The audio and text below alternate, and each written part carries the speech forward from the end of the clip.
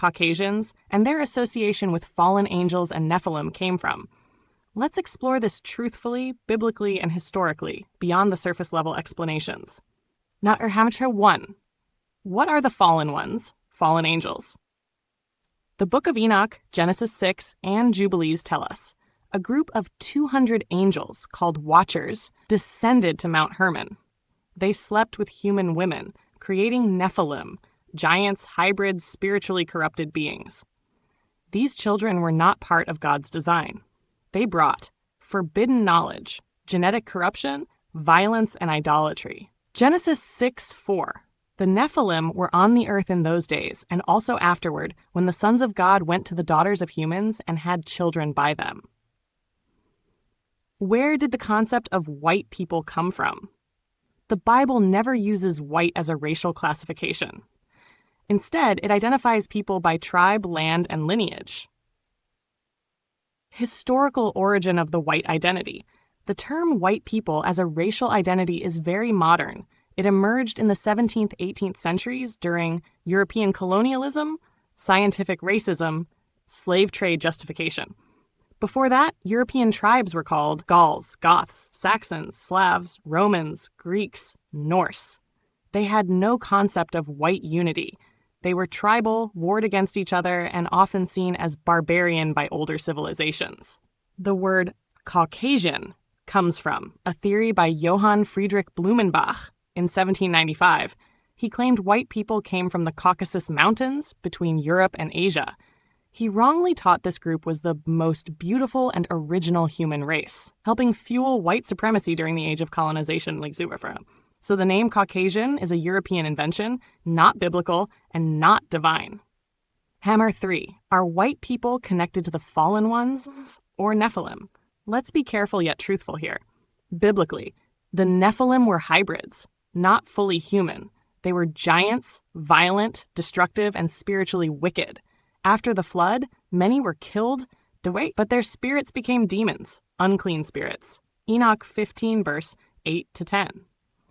Some believe their bloodline persisted through secret interbreeding and resurfaced through elite dynasties, secret societies, or powerful nations. The sin of the Watchers, fallen angels, was not just mating, it was redefining creation, breaking the boundary between the heavenly and earthly. This sin corrupted the bloodlines, especially among Canaanites and some post-flood nations. Some traditions, including Enoch and Jubilees, suggest Esau's line, Edomites, and other later tribes mingled with fallen seed. This isn't about skin color. It's about spiritual corruption, pride, rejection of God's law, and dominion gained by deception. 4. The curse and the false light. The so-called white world arose by colonization, stolen identity, and systemic lies.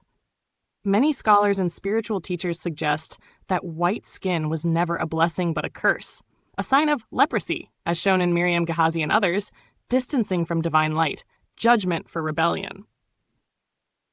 Book of Enoch 1:6 describes Noah's birth as shocking because he was white as snow with glowing eyes, which scared his father Lamech. Why? Because he looked like the children of angels, meaning that white skin was associated with angelic corruption, not purity. 5. So who named them white and why? Elites in the 1600s, 1800s, especially in Europe, created the racial categories. White, superior; black, brown, inferior; yellow, red, exotic or savage. This was a deliberate inversion of truth, making the original people, Hebrews, Africans, Semites, into lesser beings. Meanwhile, they placed themselves as the chosen, the pure, the civilized. But the Bible tells us, Job 30:30, my skin is black upon me. Song of Solomon 1:5, I am black and beautiful, O daughters of Jerusalem. Jeremiah 14:2, Judah mourneth, they are black unto the ground. Final truth. The white identity was creatis, the truth of the original Hebrew Israelites, people of melanated, brown, and black skin. The Nephilim legacy was hidden behind alien myths, Greek gods, and genetic superiority theories. True salvation is not in skin, but in truth, obedience, and repentance. but we must tell the truth about the false identities and power structures that have corrupted the earth, just as Enoch, the prophets, and Yahusha Christ warned.